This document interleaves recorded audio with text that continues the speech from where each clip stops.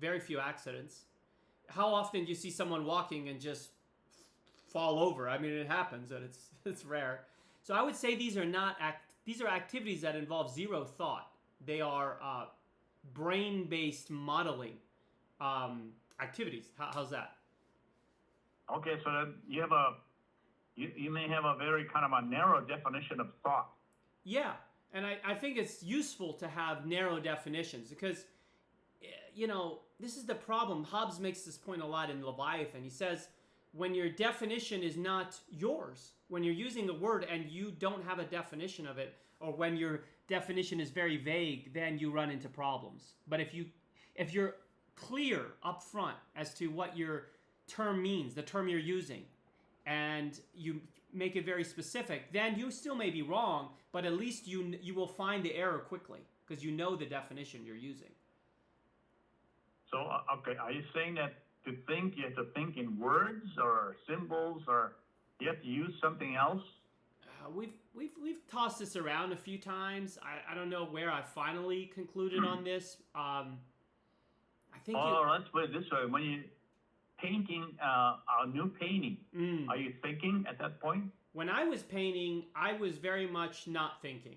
I was doing the modeling activity. I had the color in my hand. I had one color, and I was trying to, as the paint was being spread on the surface. Again, just for everyone's, I do abstract composition, so I'm not painting a tree. I'm just creating something out of nothing. That's really what abstract composition. There's no image that I'm trying to model. So as the paint gets smothered on the surface, I was in real time trying to determine what shape to make out of it and how to model it and how to kind of fit it into the other shapes that were already there. So I don't think I was thinking, Pete. That's actually why I enjoyed painting, because it was a break for me from, one of my other passions is philosophical thought. So for me, it was actually a time out from all that. Okay. Yeah. So thinking is almost strictly for you. A definition is, you have to use words, or you have to write a book, or maybe even just give a speech, maybe even that is kind of thinking, right? Yeah, I would call that organized thought. I don't want to poo-poo everything else because I think a lot of thought happens in this world that may not be written, although still probably using words, Pete. Let's just slow this down a little bit. I can't see how someone can think without words. Okay. Can you imagine a scenario where that could happen? Think. Well, I mean, okay. So if we get back to the Tarzan scenario, yeah, and then let's say this, he's not just a child, he's an adult, he has to survive in an environment, right? Mm-hmm. And so then if he and he doesn't know words because he's illiterate. That's what a Tarzan is. He doesn't have words that he was taught in school. Sure. Okay. So, but see, presumably he still has some sort of thinking ability. Yeah. Because I would argue that thinking ability is inborn into humans. And so whether the ability is developed, like in a case of Shakespeare or anybody, like he was able to think of all this stuff. Right. But what I'm saying is that the Tarzan, he may still weigh different things. Like he may have these. I wouldn't even call them ideas, but he would have these. So you would just call it modeling, then, right? Yeah, I can see Tarzan. I can see Tarzan waking up one day, and his stomach would growl. Okay, so he may have a goal at that point. I'm not sure he's going to use the word goal, but he's going to have a goal to eat something, and he's going to then. I'm not sure I would use the word think still at this point. Maybe I would use some sort of. He's going to engage in some sort of reflection on the means to satisfy the goal. I think that kind of stuff can happen without words. There's a goal. Like let's say you see attractive women and you want to attract her you not necessarily want to talk to her right then and there. You may have certain behavior that you engage in without really thinking about it. A certain posture and a certain way of conducting yourself. So all of that, goals, means to it, all of that can happen without necessarily words. And then even in my painting, my goal was to create something beautiful. And so my means were, I had certain, I would say, not thoughts, but ideas. I had certain ideas or potential choices as to the best means to reach that goal. So all of that can happen without words, I think. Yeah, I'll tell you how I have been doing it lately, and it's almost like in the morning I open the computer and I have almost like no idea what I'm going to do. But then I start first I start reading things, and then as I read things, they give me ideas to do other, and then I start like I find a single word, and then I search for that word, and it spits out other phrases and everything else, and pretty soon I have an idea what I want to write about. Right. So you started out so with. Would you call that thinking? Sure. The start of thinking, right? Yeah, sure. But when I would agree that once you start writing, you're thinking. Yeah, that's absolutely true. Absolutely true. Writing is the best example of something that is thinking. That doesn't necessarily mean it's good thinking. It could be bad thinking. Quality could be horrible, but quality, yeah. The thoughts are coming out and they're being put on the page. Right. And I would also make the distinction, Pete, here between organized thought and disorganized thought, or what I would call maybe ad hoc thought. A person walking around during the day, we're not talking about Tarzan, but someone that's educated. Because honestly, there's not that many Tarzans left in the world. Most of the world, I think, Pete, is literate. Isn't that correct? Most of the world is literate. Supposedly, yeah. Except maybe in deep Siberia or in the deep Congo, or I don't know. Some forgotten lands. Yeah, but it's like 87% as of. For example, Europe is supposed to be 99% literate. According to AI, China, all those places. Yeah. According to AI, globally, it's 87%. Actually, a little bit lower than I thought. So, 87% are literate. That At doesn't least one language. Some people know more than one language. Right, and that doesn't mean that there could be a larger percentage that knows a few words. They're not literate. Illiterate is kind of a high standard. It's like you know the whole language. But there are people that, like I know some Spanish, but I'm not literate in Spanish. So let's not forget that. So the vast majority of the world can think in thoughts, in words. And I was going to say, to me, there's a big difference between ad hoc thought and organized thought. What you do every day is a form of organized thought. It's first of all, you're writing for several hours. It's not just a 1 minute the thought comes and then 2 minutes later it's gone. So it's several hours of focusing on roughly the same subject, and you're writing it down. I gotta say, underlying all of that is kind of a theme of connecting the dots. Sure. So that's kind of organized. If you're trying to connect the dots, then you basically already have some sort of organization in mind. Yeah. You have a theme that you're writing about. It's not, the theme doesn't wildly change day to day. You have a certain theme. And you are, so I think that unorganized or ad hoc thought, my view is that it doesn't get you that far. In terms of, we're on this show, we're always talking about how to best use thought to reach goals and become, better in some way, shape, or form. And I think ad hoc thought suffers from the fact that it's inconsistent and superficial.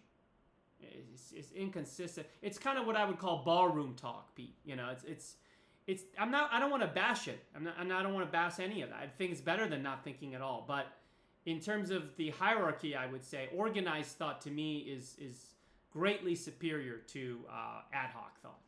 I don't know what your impressions are of that.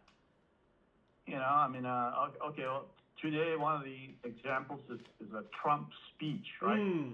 Ad hoc thought. So he goes on, everybody says he's like, goes off on these tangents, Mm-hmm. And it's demonstrated, it's you can look it up almost any channel, on YouTube, and I think some of them actually have the entire speech, like 90 minutes or whatever. Yeah, long.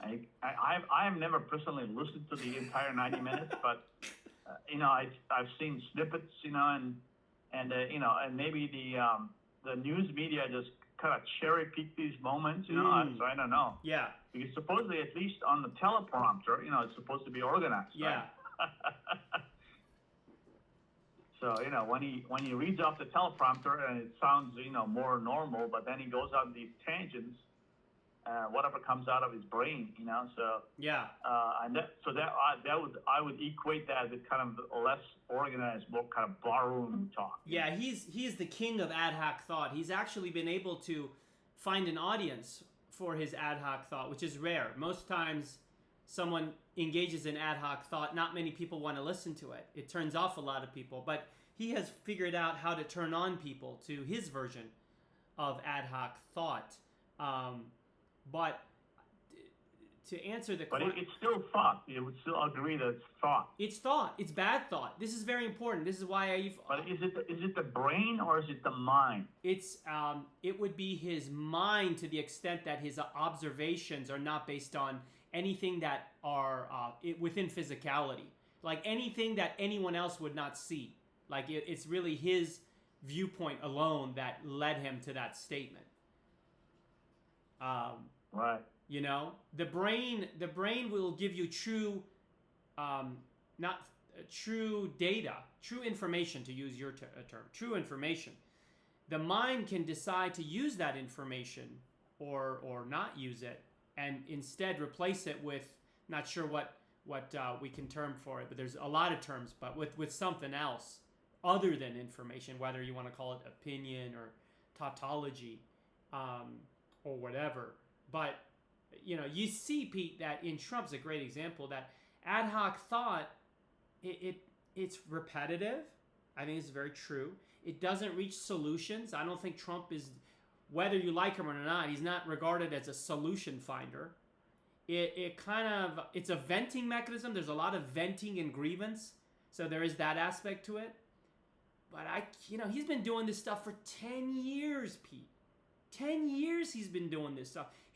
He does multiple rallies a month, maybe 15, 20 rallies a month. So he might be speaking 40, 50 hours a month. So I think he's a great example of the futility, I would say, of ad hoc. A particularly bad example. I'm not sure everyone would be as bad as him in terms of... But ad hoc thought just doesn't deliver the goods in the end, Pete. I just don't think it delivers. So we could maybe agree on a kind of at least a tentative line of demarcation between the brain and the mind. And so the brain is more objective, right? And most of the brain, what it does is it does what you call the reporting. Yes. As opposed to thinking. Yes. So the mind is more the thinking part. The mind. It thinks more.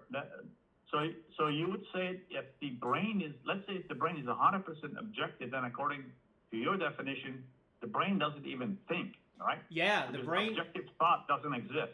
The brain doesn't have the luxury of thinking. The brain has to be in the moment. The brain has a million different things it has to handle, right. second to second. So at best it can do reporting. Sure. But it's using the same language as the mind. Right. Let me just make that point stronger as to why the brain doesn't have the luxury of thinking.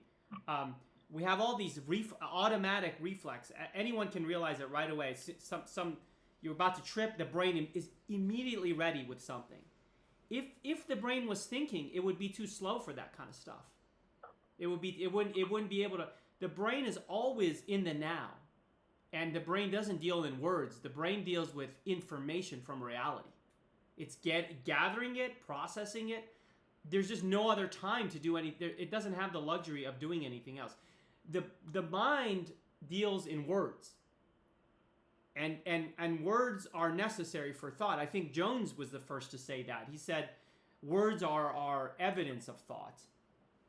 So, right? So the mind is responsible for engaging in word-based thought. and it can either piggyback on the information provided by the brain. It can use it and use it in cooperation with its thought, or it can decide to go rogue, I would say. The mind can go rogue and say, you know what? I don't need any of these thoughts.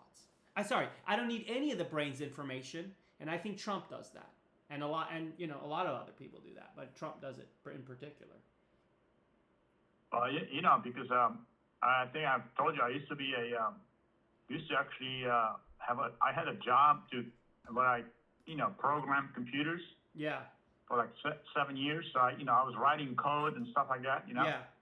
So anyway, if we go with this distinction, brain-mind, right? Brain-mind. Yeah.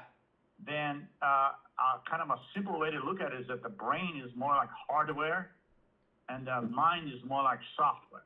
Yeah. And so we would say that a Tarzan has a brain, right? Yeah.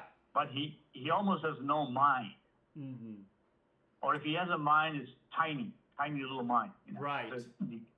So because he doesn't do that much thinking. No. But to me, the question is, let's say your brain is working, but then how do you pass?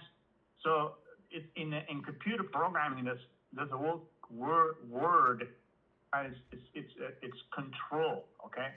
So if control is given to the hardware, then the hardware is doing something, but then the control has to be given also to the software, so the software can tell the hardware what to do. Yeah. So how does the control go from the brain to the mind or back and forth? So you know what I mean? Like, okay, in the morning I start thinking, I start writing, and almost I never even sense anything about that my body is demanding something. I can do it for like 2-3 hours. So I'm almost 100% in my mind. Yeah. And of course, the mind is controlling my fingers. I'm typing, I'm thinking, all this other stuff, right? So I'm almost not even conscious of my brain doing anything. Mm-hmm. So how does this control go back and forth? And maybe it's just instinctual, or is it conscious, or maybe it's conscious. You decide that okay, I'm gonna start thinking right now, and then that's it. Yeah, it may be conscious. I'll tell you something, Pete. In connection with writing this novel that I've been working on, I decided that I'm going to enforce this brain-mind distinction in my life. And what I do now is I write for about 3 hours a day, or 3.5, sometimes 4 max. The rest of the time, because I'm not a huge fan of ad hoc thought, I try to shut off the mind when it starts, going off on something when I'm otherwise engaged in the world. And I try to just stay in the moment. When you're in the moment, you're in the brain's world. When you're just presently attending to what's happening before you, that's when you're in the brain world. And so I think we have some control over it. Like, you're doing something else, and an ad hoc thought comes in your brain, your mind, and you just kind of shrug it off, and you say, right, not now, not now. I don't want to bother with this. I'll turn to it tomorrow morning when I write. And when I'm writing, I don't allow any distraction in. I focus completely on those words and whatever is going on in my mind. But as to your question, the mechanics of how that's working, Pete, that's a question for